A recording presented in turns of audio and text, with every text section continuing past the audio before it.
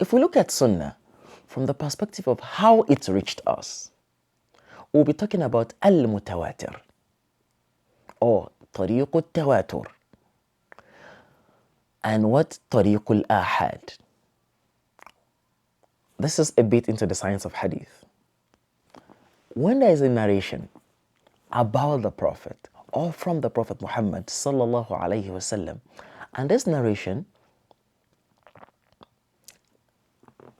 came to us through multiple people, huge number of people, narrating from huge number of people, in such a way that it is impossible that all of them came together to agree on fabricating a lie against the Prophet. It is called at-tawatur. At-tawatur.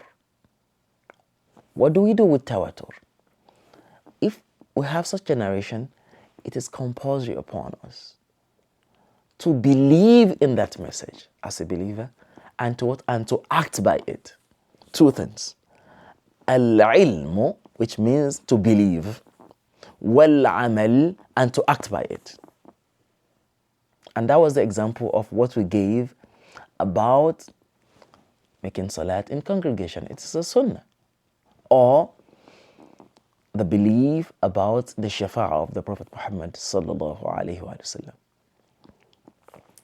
When we now have a sunnah that is narrated to us by not so many people, sometimes one person or two people, or somewhere in the narration it's just one person or two people or three in that chain of narration, this sunnah I call ahad.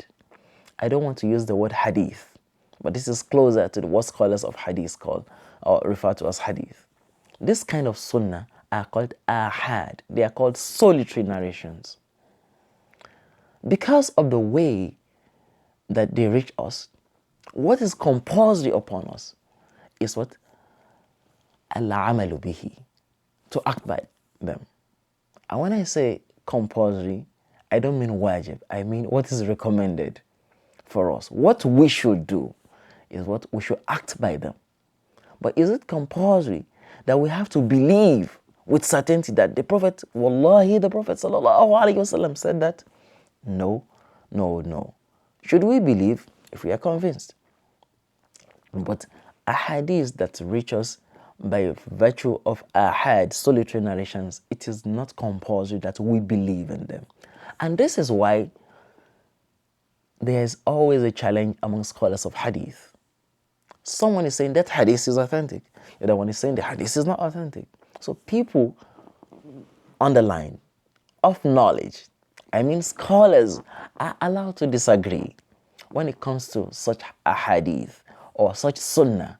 Someone is saying, no, I'm not sure it was narrated by the Prophet, from the Prophet, and this and that. So let's leave that to the expert. But I'm saying, for you to some of you asking questions, why is it that people can differ on hadith? Is it not hadith? Yes, hadith, depending on the way by which it reaches us, then we can say, oh, that hadith, I would act by it, but I'm not too sure whether the Prophet sallallahu alaihi wasallam said this. We are allowed to do this. Wassalamu alaikum wa rahmatullahi ta'ala wa barakatuh.